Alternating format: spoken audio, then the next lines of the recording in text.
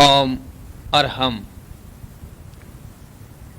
जैन विश्व भारती लाडनू तुलसी अध्यात्म निडम के तत्वावधान में 18वें प्रेक्षा ध्यान शिविर का आयोजन किया गया।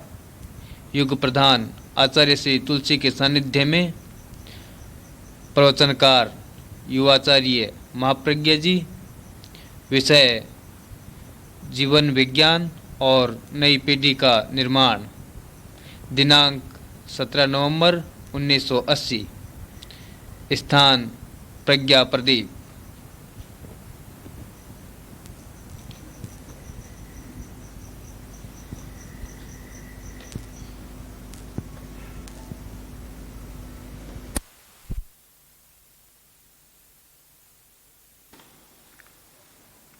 ज्योतिपुंज गुरुदेव, ज्योति की साधना करने वाले साधक का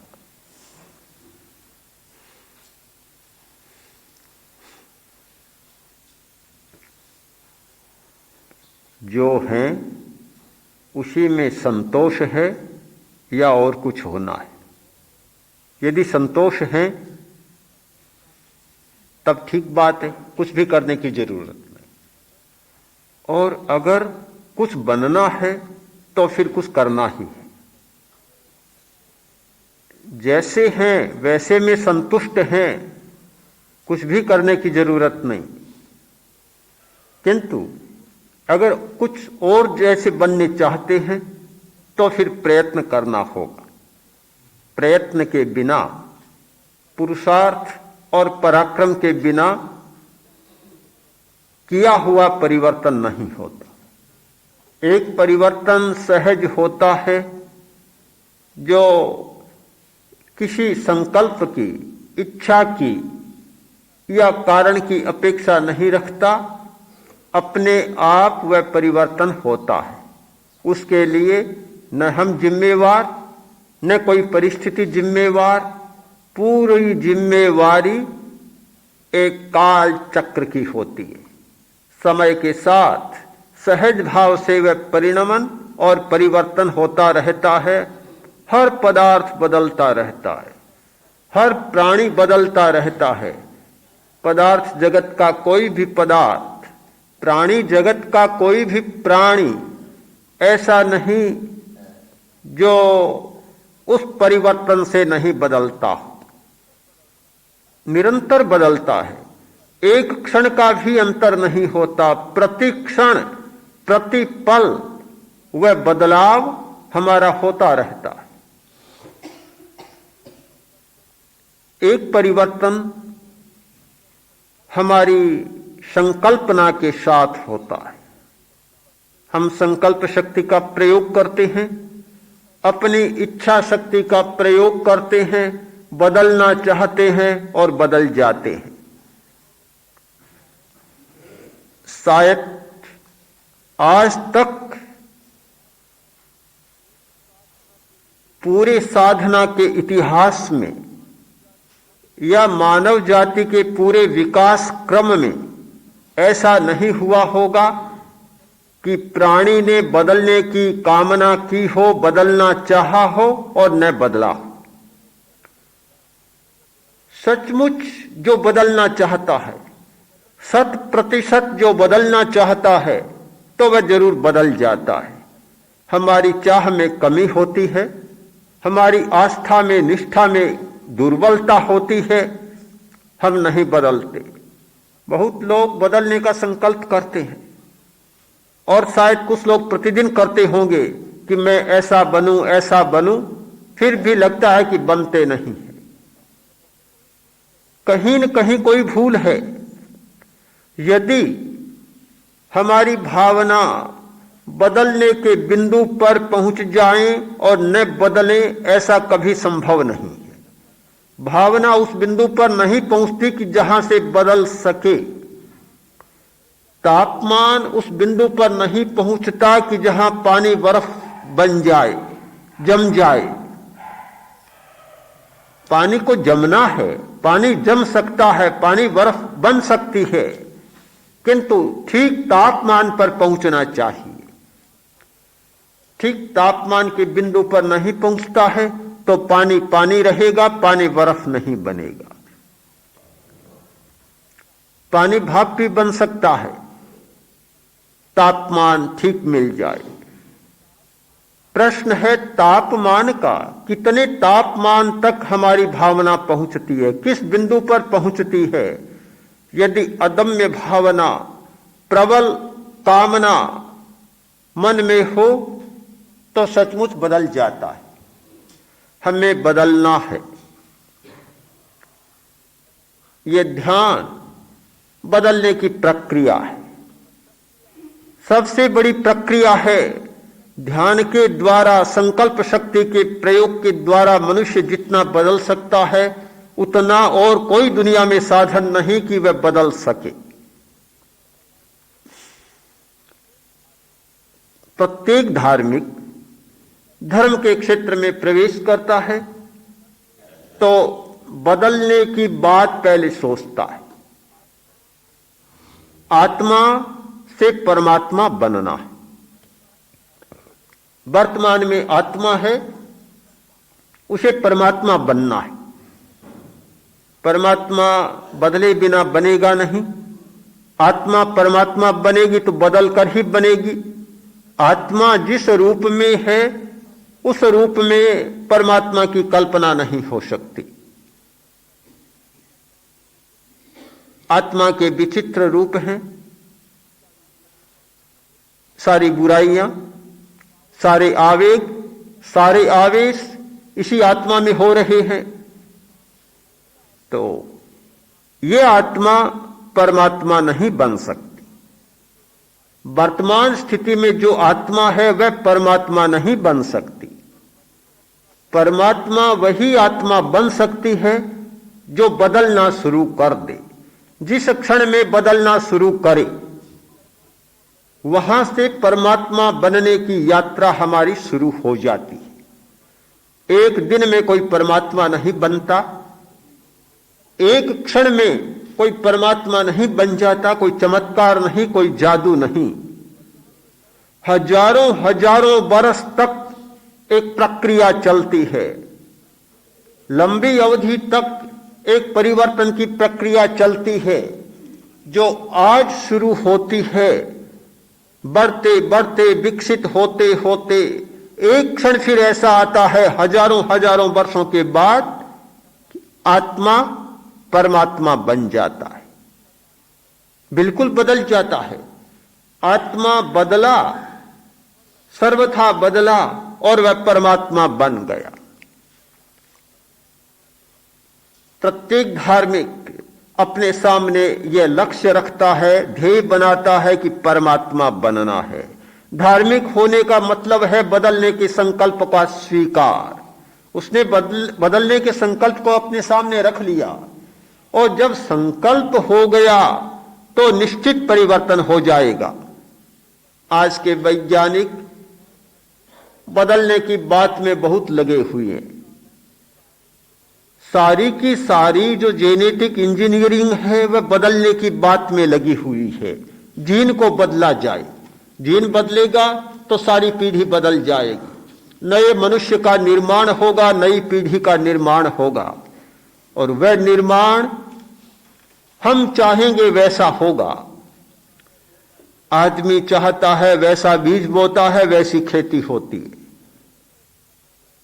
फिर एक समय आने वाला है वैज्ञानिकों की कल्पना में कि आदमी को भी जैसा चाहे वैसा पैदा कर सकेंगे। साहित्यकार को पैदा करना है तो साहित्यकार को पैदा कर सकेंगे, कलाकार को पैदा करना है तो कलाकार को पैदा कर सकेंगे, कवि और लेखक को पैदा करना है तो पैदा किया जा सकेगा। बाजार में लोग जाएंगे, लेबोरेटरी में जाएंगे, दुकान पर जाएंगे और मांगेंगे कि ऐसा लड़का चाहिए, ऐसी लड़की चाहिए, वैसा ही मिल जाएगा, मिल जाएगा, बाजार में खरीदा जा सकेगा। मनुष्य ने इतना ज्ञान विकसित किया कि वह जीन को बदलने की परिस्थिति में पहुंच गया।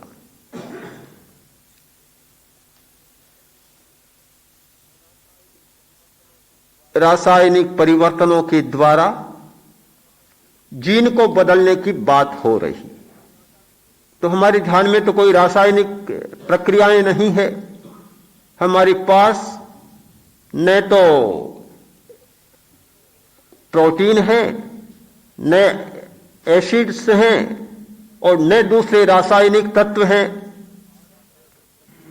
न आरएनए न डीएनए, कोई भी नहीं है। फिर हम परिवर्तन की क्या बात करें? फिर तो यही होना चाहिए कि जो आदमी जिस प्रकार का संस्कार लेकर आया है वैसा ही रहेगा, वैसा बनेगा। जैसा जिसका संस्कार है, जैसा जिसका भाग्य है, जैसा जिसका कर्म है, वैसा रहेगा। परिवर्तन की बात को जिन लोगों ने अस्वीकार किया, उन्होंने सारी व्यवस्था को नियति की संज्ञा दे दी। हम नियत हैं, जो जैसा है वैसा है, जो जो है वह है, कोई परिवर्तन होने वाला नहीं। परिवर्तन का सारा सूत्र नियति के हाथ में है। किंतु पुरुषार्थवादी दर्शन ने इस नियति के दर्शन को स्वीकार नहीं किया। उनका यह रहा कि हम बदल सकते हैं, संस्कार को बदल सकते हैं, कर्म को बदल सकते हैं, भाग्य को बदल सकते हैं, और बहुत प्रयत्न किया जाए तो शरीर को भी बदल सकते हैं। यदि शरीर प्रेक्षा के द्वारा प्रत्येक कोशिका को, प्रत्येक सेल को हम अपनी भावना से प्रभावित कर सके तो अपने शरीर को भी बदला जा सकता है, ज्ञान को बदला जा सकता है, दृष्टि को बदला जा सकता है, शक्ति को बदला जा सकता है, सारी आदतों को बदला जा सकता है, और आने वाले कर्म और भाग्य के प्रवाह को भी बदला जा सकता है। हमारे हाथ में है। बदलने के 3 बड़े तत्व हैं जिनके द्वारा मनुष्य अपने आप को बदल सकता है, परिवर्तन ला सकता है। एक अप्रभावित होना, भावना का प्रयोग, संकल्प शक्ति का प्रयोग।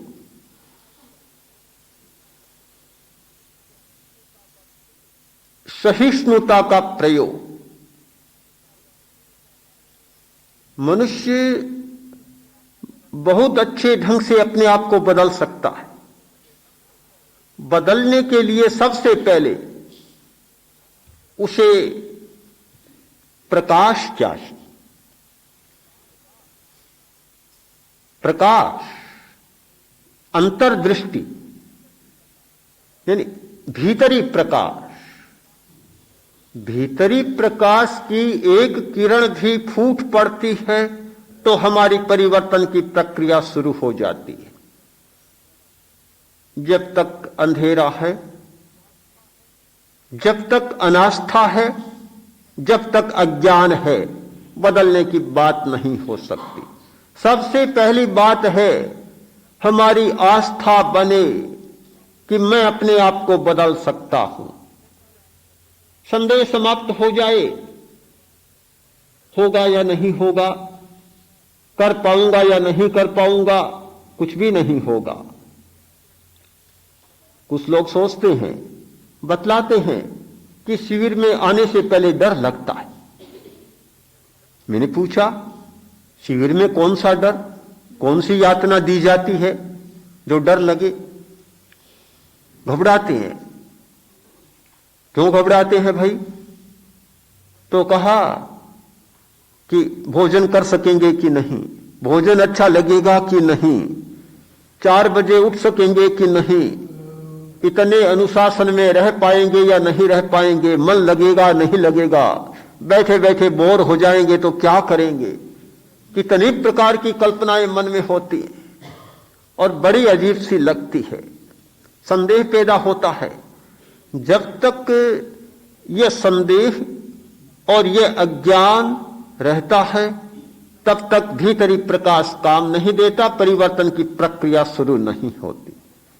जो कुछ होना चाहता है उसे सबसे पहले एक छलांग लगानी पड़ती है। जो छलांग लगाना नहीं जानता वह विकास के क्रम को बहुत आगे तेजी से नहीं बढ़ा सकता। चींटी की चाल चलने वाला विकास के शिखर पर कैसे पहुंच सकता है? उसे तो बहुत छलांगे लगानी पड़ती है, तेज छलांग भरनी पड़ती है, खतरे भी मोल लेने पड़ते हैं। खतरों से घबराने वाला, कठिनाइयों से घबराने वाला कोई भी आदमी बड़ा काम नहीं कर सकता, बड़ा परिवर्तन भी नहीं कर सकता। जिस स्थिति में है उस स्थिति में ही संतोष मानता रहता है। सबसे पहले खतरों को मोल लेने की भावना जागती है, वह संकल्प जागता है, आस्था जागती है, तब परिवर्तन शुरू होता है। पहली शर्त है प्रकाश। आदमी स्विच को दबाने लगा, स्विच ऑन करना चाहता था, बटन दबाने लगा, अंधेरा था, ढूंढ रहा था, पता नहीं चला। सोचा प्रकाश नहीं होगा, अंधेरा है, और लगता है कि बाहर को देखकर बिजली भी चली गई, बिजली नहीं है। तो अब अंधेरे में मोमबत्ती खोजने लगा, वह भी नहीं मिल रही है। इधर उधर टटोला पर मोमबत्ती नहीं मिली। तो लड़का बोला, पिताजी क्या कर रहे हैं? बेटा मोमबत्ती देख रहा हूं। क्यों? अंधेरा है। तो मोमबत्ती को देखना है तो पहले बिजली जला ले, फिर मोमबत्ती देख ले। बोला बिजली होती तो मोमबत्ती देखने की जरूरत ही क्या थी? बिजली चली गई, इसीलिए तो मोमबत्ती को खोजना पड़ रहा है। जब बिजली चली जाती है तो मोमबत्ती को खोजना पड़ता है और अंधेरे में टटोलना पड़ता है, मिलती भी है, नहीं भी मिलती। मूल बात है कि हमारी बिजली बनी रहे। शहर में रहने वाले लोगों को इस बात का अनुभव हो गया कि बिजली चली जाती है तब कलकत्ते में क्या बीतता है, बंबई में क्या बीतता है और दिल्ली में क्या बीतता है। छोटे छोटे घरों में केवल बिजली के सहारे जीवन चलता है, न बाहर से प्रकाश और न बाहर की हवा। इतनी घनी बस्तियां, छोटे मकान, नीचे मकान, जहां प्रकाश भी नहीं पहुंचता और हवा भी नहीं पहुंचती, केवल बिजली के सहारे जीवन चलता है। और जब बिजली चली जाती है तब पता चलता है कि क्या होता है।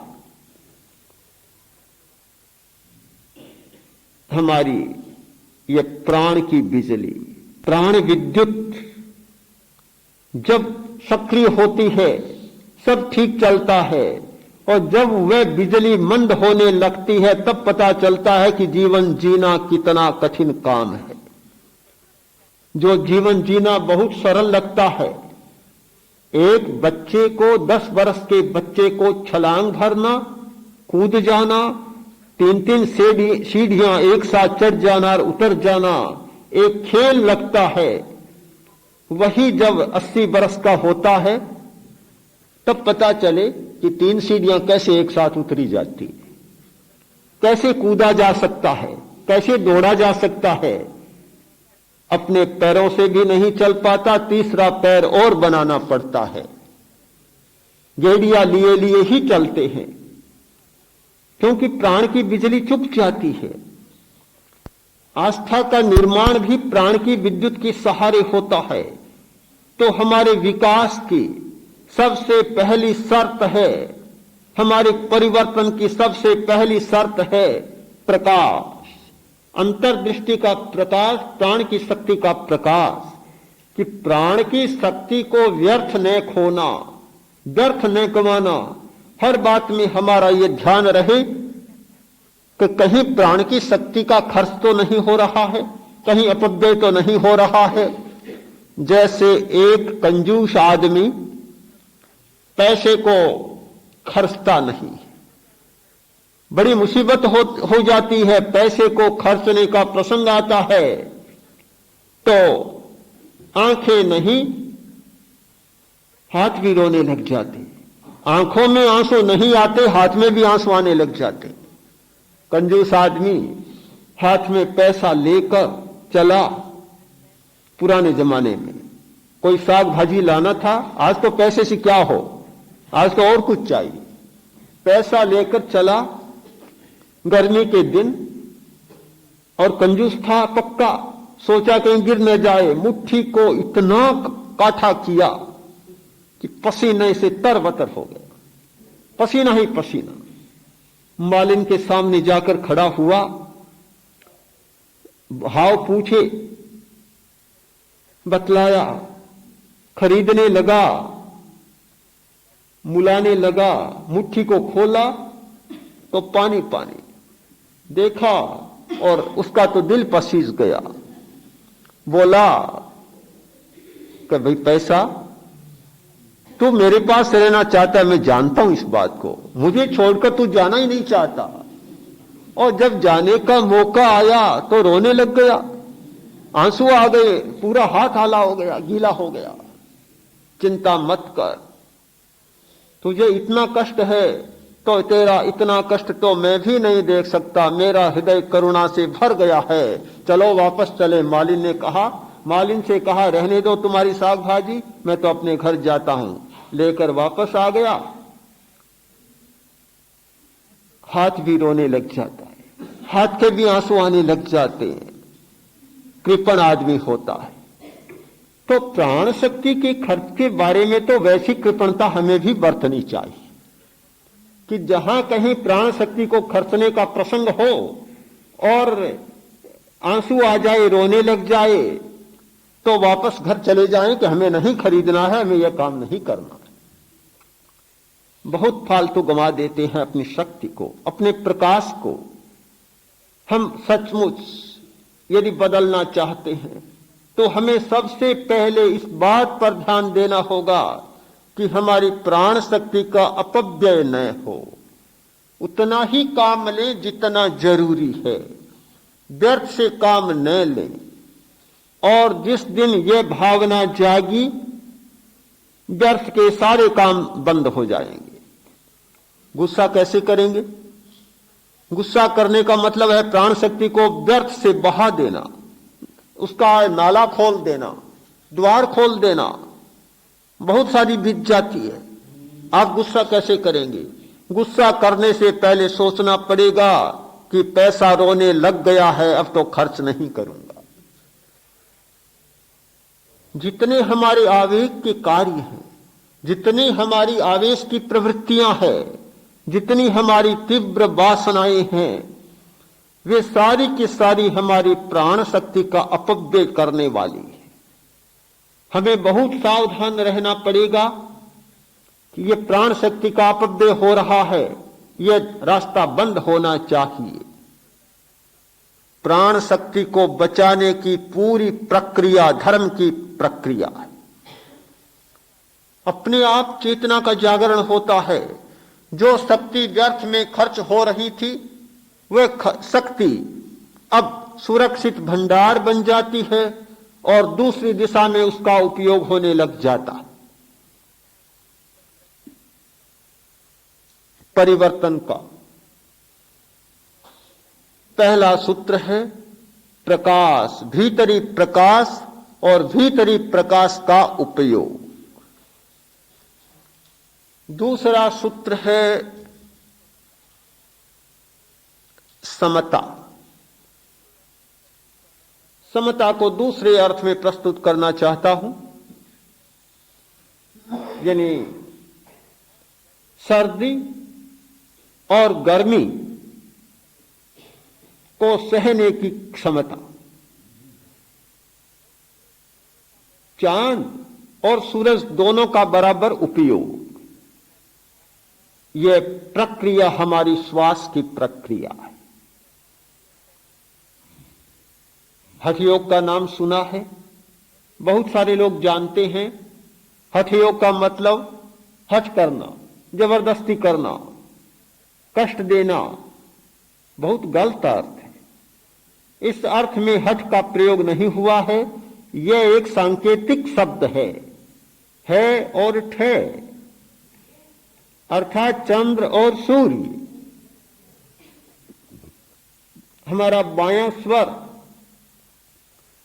चंद्र है, दायां स्वर सूर्य है। जो व्यक्ति समभाव का विकास करना चाहता है, जीवन में संतुलन लाना चाहता है, उसे चंद्रमा और सूर्य दोनों की साधना करनी होगी। चंदेषु निम्मलयरा आइच्चेषु वह्यम पयासैरा सागर वर गंभीरा सिद्धा सिद्धिं मम दिशन्तु। सिद्ध की स्तुति की गई है।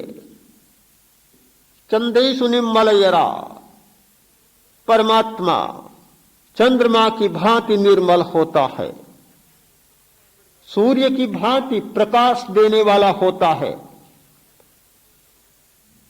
सागर वर गंभीरा, समुद्र की तरह गंभीर होता है।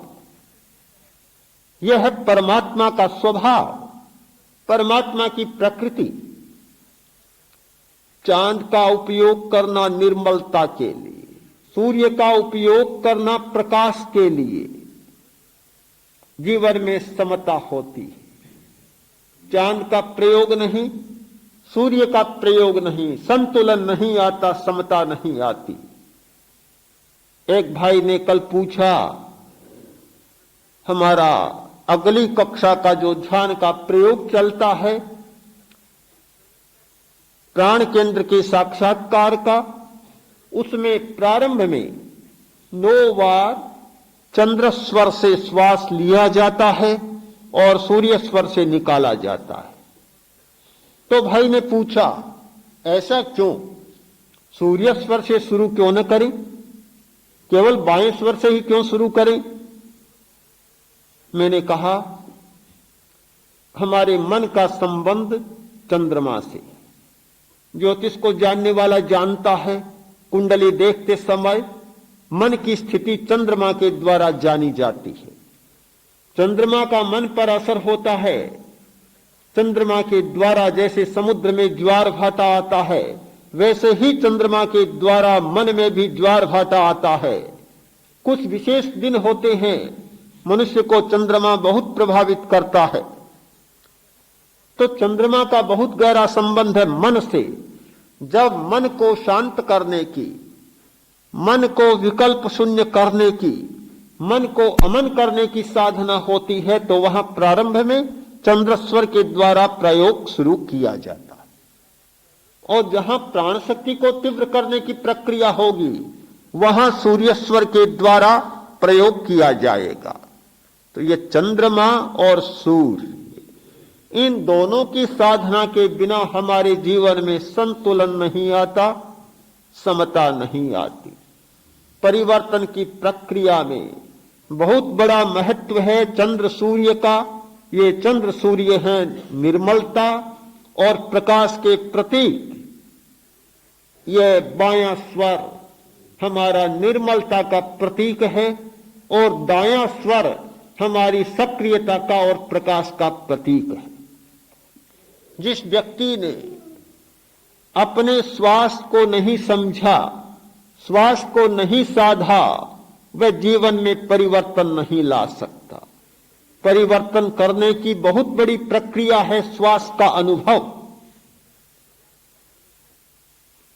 एक निर्देश देना है, भावना का प्रयोग करना है कि मैं अमुक होना चाहता हूं, अमुक प्रकार का होना चाहता हूं। किसको निर्देश देना है? मस्तिष्क को देने से ही काम नहीं चलेगा। निर्देश देना होगा प्रत्येक सेल को, प्रत्येक कोशिका तक इस बात को पहुंचा देना है कि मैं अब अमुक प्रकार का होना चाहता हूं। जब तक आप अपनी बात अपनी शरीर की कोशिकाओं तक नहीं पहुंचाएंगे, तब तक आप में परिवर्तन शुरू नहीं होगा। कैसे पहुंचेगी? इतनी सूक्ष्म कोशिकाएं वे हमारी बात को कैसे सुनेंगी, वे हमारी बात को कैसे जानेंगी। सामने कोई आदमी हो तो सुन भी सकता है, वे कैसे सुनेंगी। उन्हें सुनाने की प्रक्रिया है भावना का प्रयोग, स्व सम्मोहन का प्रयोग, ऑटो सजेशन, अपने आप को सूचना देना, अपने आप भावना के द्वारा सम्मोहित हो जाना, शरीर प्रेक्षा के द्वारा शरीर के भीतर प्रवेश करना और फिर संकल्प शक्ति के द्वारा भावना के प्रयोग द्वारा अपनी भावना को बदलने की भावना को उन तक पहुंचा देना। प्रत्येक कोशिका में ज्ञान केंद्र है, प्रत्येक कोशिका में प्राण केंद्र है, बिजली का कारखाना है। अब हर कोशिका का अपना एक कारखाना है विद्युत का और प्राण शक्ति का, और वे अपने ढंग से काम करती है। अब जब उनको बदलना है, उनको नया जन्म देना है, उनको नया रास्ता देना है, तो आपको अपनी भावना को उन तक पहुंचाना होगा। जब तक हमारी भावना उन तक नहीं पहुंचती तब तक हम बदल नहीं सकते। उदाहरण लें, एक आदमी अपनी क्रोध की आदत को बदलना चाहता है, संकल्प करता है मैं क्रोध नहीं करूंगा, बार बार संकल्प करता है पर सफल नहीं होता। संकल्प तो करता है रोज, पर गुस्सा वैसे ही आ जाता है। इससे तो ऐसा लगता है कि यह प्रयोग सार्थक नहीं है, यह उपाय कारगर नहीं है, मैं बदलना चाहता हूं फिर भी नहीं बदलता। कितने लोग बुरे काम करते हैं, पछताते हैं, फिर सोचते हैं कल ऐसा काम नहीं करूंगा, पर ठीक समय आता है काम हो जाता है। गुस्सा भी आता है, वासना भी सताती है, वृत्तियां भी सताती है, सब के सब अपने समय पर सताने लग जाते हैं। शराबी शराब को छोड़ने का संकल्प करता है, तंबाकू का व्यसनी तंबाकू को छोड़ने का संकल्प करता है, सोचता है नहीं करूंगा, पर ठीक समय आता है, भीतर से ऐसी प्रबल मांग जागती है कि उसका संकल्प कहीं धरा रह जाता है, काम तो हो जाता है। ऐसा क्यों होता है कि हम अपने संकल्प को वहां तक पहुंचा नहीं पाते। बाहर ही बाहर में देखते हैं, हम बहुत अभ्यासी हैं बाहर की बात में, बाहर को देखते हैं, सारी कल्पना बाहर के आधार पर ही करते हैं। सन्यासी था, एक दूसरा व्यक्ति किसान का अंगोछा खो गया। सोचा अंगोछा खो गया, पैसे कहां से लाऊं, पूर्ति तो करनी पड़ेगी। क्षतिपूर्ति हो गई। कितनी बड़ी जागरूकता है कि हर आदमी क्षतिपूर्ति पर सोचता है। थोड़ी सी कमी हो जाती है तो सोचता है कि पूर्ति करो, पूर्ति करनी है। उसने दाढ़ी बनाना बंद कर दिया कि दाढ़ी बनाने में जो पैसे लगते हैं वे बच जाएंगे और अंगोछा खोया है उसकी क्षतिपूर्ति हो जाए। एक दिन जा रहा था बाजार में, वह सन्यासी मिल गया, देखा तो यहां तक दाढ़ी, बहुत बड़ी हुई दाढ़ी। किसान ने देखा और सोचा कि मेरा तो अंगोछा खोया इसलिए छोटी छोटी दाढ़ी बंधी है, और इसने तो इतनी बड़ी दाढ़ी रख रखी है, लगता है इसका दुसाला खो गया। हमारा निर्णय बाहर की घटनाओं के आधार पर होता है। जैसी घटना सामने आती है, आंखों के सामने, विचार के सामने, हम वैसा सोचने लग जाते हैं। किंतु ये जो प्रक्रिया है इसका संबंध बाहरी घटनाओं से नहीं होता। अगर हम बाहरी घटनाओं के आधार पर निर्णय लेंगे तो सफल नहीं हो पाएंगे। हमें सारा का सारा निर्णय भीतर के आधार पर लेना है कि ज्ञान तंतु बदल सकते हैं, कोशिकाएं बदल सकती हैं, किंतु उतना निश्चित अध्यवसाय, उतनी गहरी भावना और उतनी तन्मयता, उतना श्वास का प्रयोग कि हम प्राण शक्ति तक अपनी बात को पहुंचा दें। कोशिका में जो प्राण शक्ति काम कर रही है वहां तक अपनी भावना को पहुंचा दे, उन्हें प्रेरित कर दे। यह सारा संभव प्रयोग है। कोई भी व्यक्ति एक स्थान को चुने, किसी भी स्थान को, इस स्थान को मुझे सक्रिय करना है, कर सकता है। सामान्य प्रयोग करने वाले लोग भी करते हैं।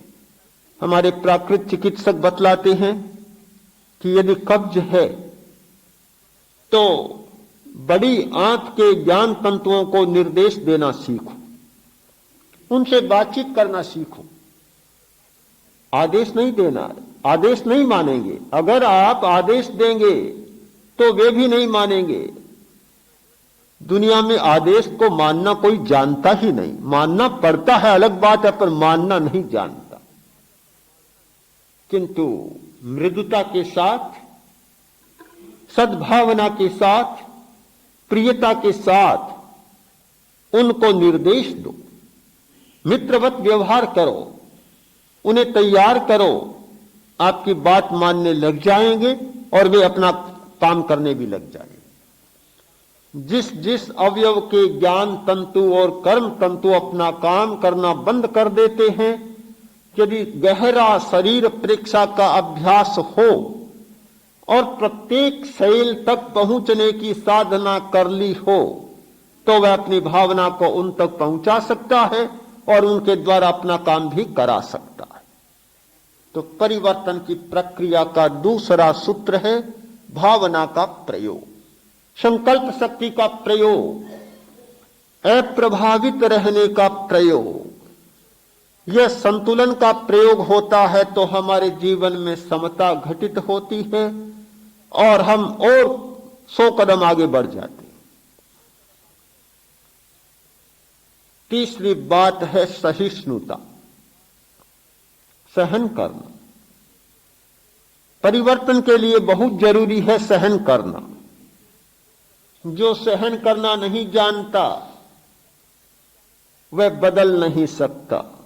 पहले ही घबराता है कि मैं ये काम करता हूं, लोग क्या कहेंगे, बस गति वहीं समाप्त हो गई। जिस व्यक्ति ने सोचा कि लोग क्या कहेंगे, पड़ोसी क्या कहेंगे, हमारे साथी क्या कहेंगे, मित्र क्या कहेंगे, वहीं गति समाप्त हो जाती है। जो व्यक्ति बदलना चाहता है वह इस बात को सर्वथा स्वीकार कर देता है कि कौन क्या कहेगा, कोई संबंध नहीं रखता, मुझे क्या करना है, केवल एक ही संबंध रहता है। आचार्यवर बहुत बार कहा करते हैं कि यदि हम यह देखते कि बदलते हैं लोग क्या कहेंगे, तो आज तक कुछ भी नहीं कर पाते, जहां थे वहीं होते और वहीं रहते। सारा जो विकास हुआ है इस आधार पर हुआ है कि क्या कहेंगे इस बात का मन में डर नहीं है, केवल एक चिंतन है कि क्या होना चाहिए, क्या होना चाहिए। जो होना चाहिए वह किया गया, इसलिए आज ये हमारी स्थिति बन गई। अगर ये नहीं होता, डरे ही रहते, तो यह स्थिति नहीं बनती। हमारी सहिष्णुता का विकास होना चाहिए। सर्दी को सहना और गर्मी को सहना। सर्दी मौसम की भी आती है और सर्दी भावना की भी आती है। अनुकूल कष्ट का नाम है सर्दी और प्रतिकूल कष्ट का नाम है गर्मी। जिस व्यक्ति ने अपने शरीर से सर्दी को नहीं सहा, गर्मी को नहीं सहा, वह कच्चा आदमी रह गया। जिस व्यक्ति ने अपने मानसिक जगत में अनुकूलता को नहीं सहा और प्रतिकूलता को नहीं सहा, वह साधना के क्षेत्र में कच्चा आदमी रह गया। जब चाहो तब उसे दुखी बना सकते हो। कच्चे आदमी को दुख दिया जा सकता है, जो पक जाता है उसे दुख देना बड़ा कठिन होता है। जब तक कच्चा है, जब चाहो तब उसे फोड़ डालो। जब मिट्टी का घड़ा भी कच्चा होता है, पक नहीं पाता, काम का नहीं होता। न पानी रखा जा सकता, न और कुछ भी रखा जा सकता। उस पर भरोसा नहीं किया जा सकता। कच्चे पर कोई भरोसा नहीं होता। सारा भरोसा पैदा होता है पक जाने पर। मनुष्य भी जब तक कच्चा होता है, उस पर भरोसा नहीं किया जा सकता। साधना की आंच में अनुकूलता प्रतिकूलता को झेलते झेलते जो पक जाता है, वह विश्वास करने योग्य बनता है। अन्यथा 70 वर्ष का आदमी भी अविश्वसनीय ही रहता है। बड़ी उम्र हो जाने मात्र से कोई विश्वास पात्र नहीं बनता। एक छोटी उम्र का भी आदमी विश्वास पात्र बन जाता है अगर कोई पक जाता है। नहीं पकता तो जीवन में बड़े खतरे रहते हैं। हमारी परिवर्तन की प्रक्रिया है पक जाना।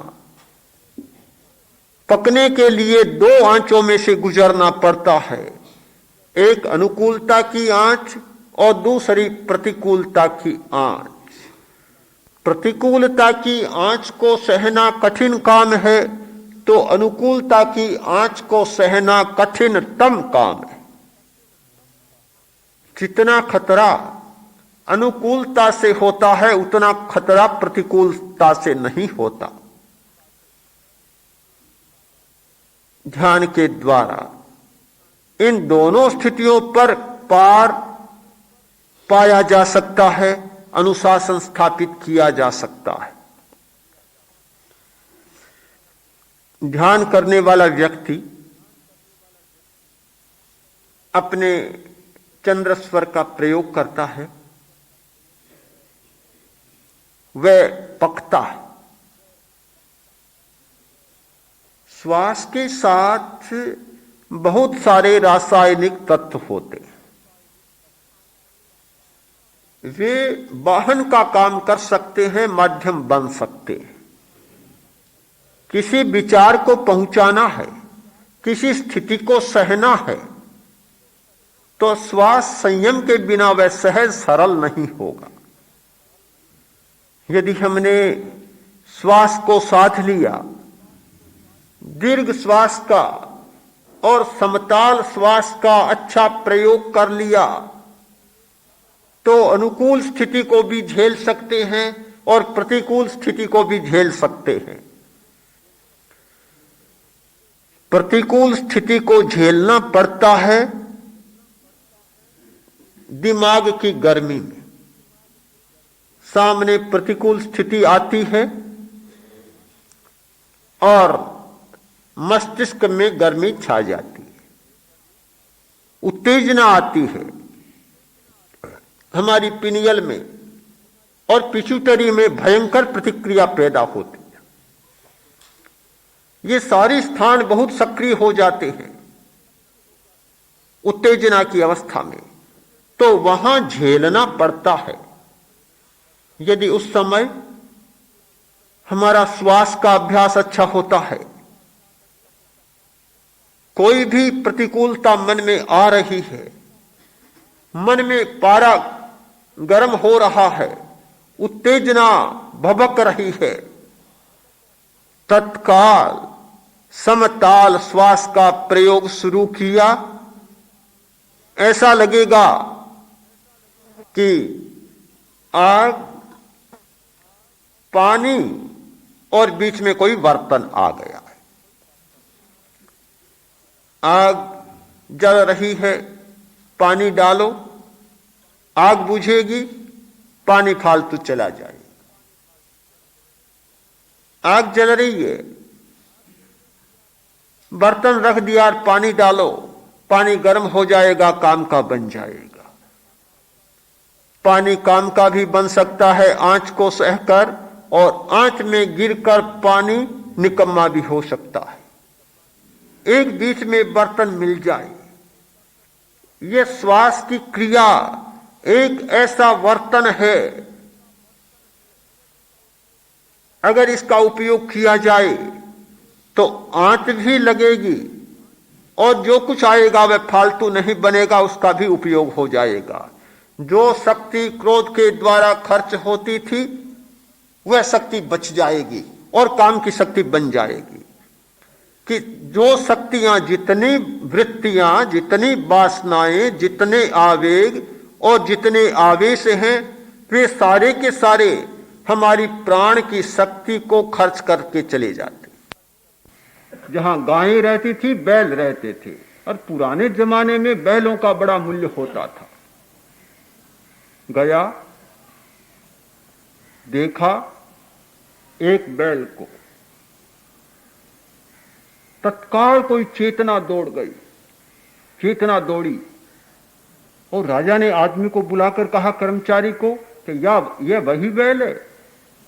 कौन सा? कि जिसके कंधे बड़े पुष्ट थे, बड़ा शक्तिशाली था। जब रथ पर जुतता था ऐसा लगता था कि बैल क्या चल रहा, हवा ही चल रही। क्या वही बैल है? कि हाँ महाराज वही बैल है। राजा ने कहा, ऐसा क्यों हुआ? कि महाराज बूढ़ा हो गया। राजा ने सोचा, बूढ़ा होने पर ऐसा होता है तो मुझे भी बूढ़ा होना पड़ेगा। बस बात समाप्त, कहानी समाप्त हो गई और समाधि की अवस्था जाग गई। तो जीवन में ऐसे क्षण आते हैं, धर्म की ऐसी चिंता अकस्मात कोई जाग जाती है। असमुपन्न पुब्बा धम्म चिंता जागरई। जो धर्म की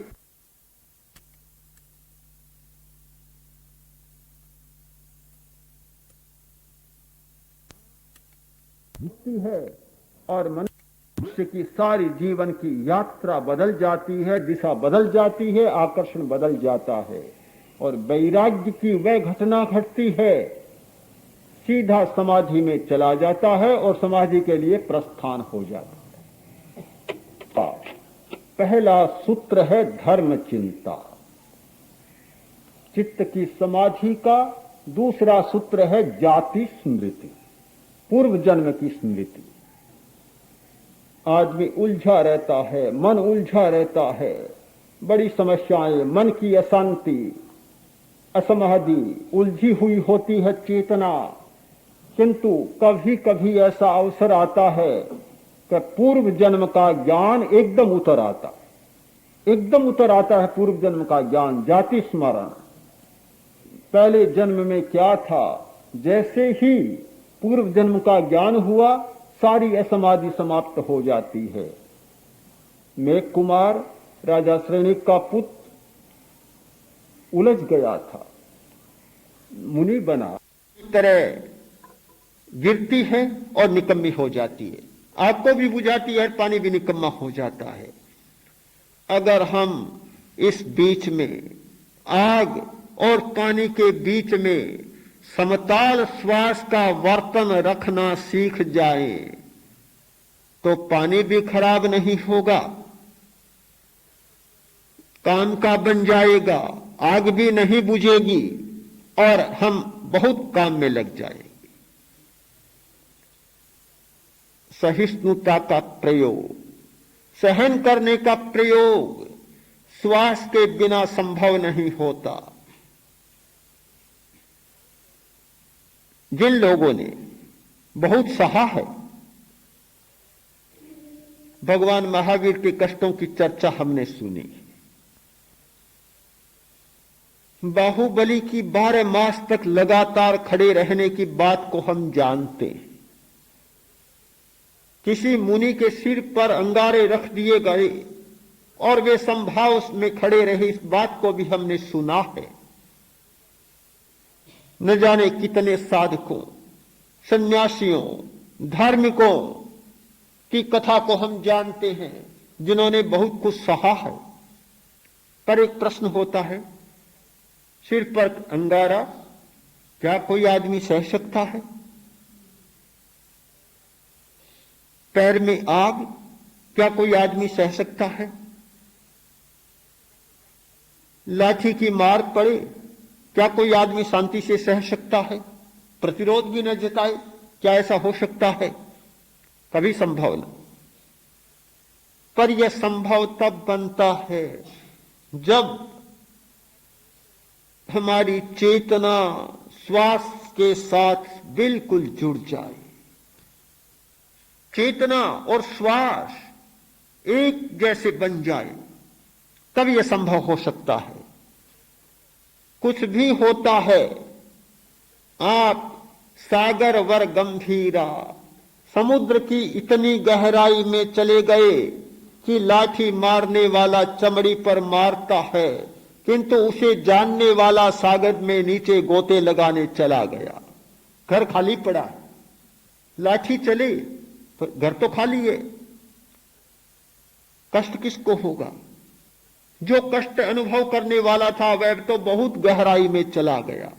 यह गहराई की बात यह श्वास की प्रक्रिया के द्वारा आती है। आत्मा से परमात्मा बनने का संकल्प, आत्मा से परमात्मा बनने की हमारी यात्रा, आत्मा से परमात्मा बनने की यात्रा में बीच में होने वाले हमारे पड़ाव, विश्राम स्थल और मंजिल तक पहुंच जाना, यह स्थिति हमारे सामने बहुत स्पष्ट है।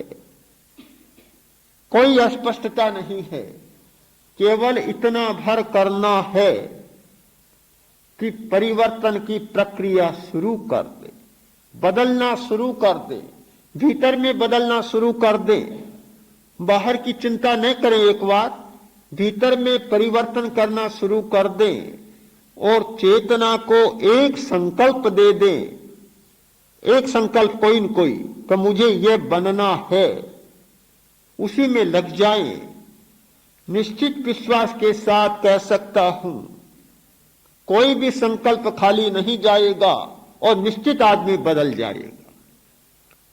यदि सचमुच आपके मन में बदलने की भावना है, जो है वही नहीं रहना चाहते हैं, जैसा है वैसा ही नहीं रहना चाहते और आगे बढ़ना चाहते हैं, तो यह परिवर्तन की प्रक्रिया का प्रयोग करें।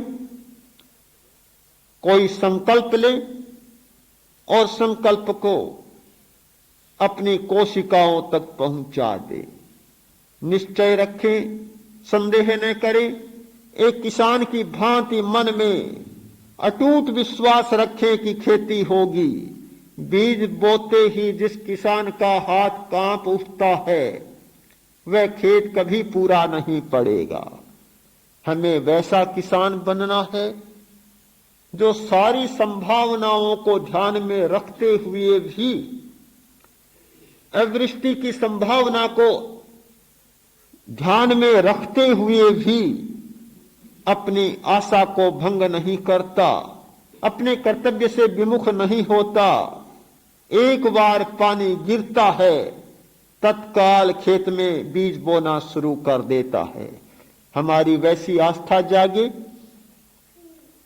हमारा वैसा संकल्प जागे और ध्यान के द्वारा आस्था को इतना बल दें कि हमारी परिवर्तन की यात्रा शुरू हो जाए।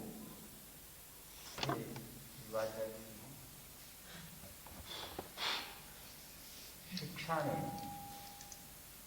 जो कुछ उभारा है, महत्वाकांक्षा, विजय और प्रतिस्पर्धा,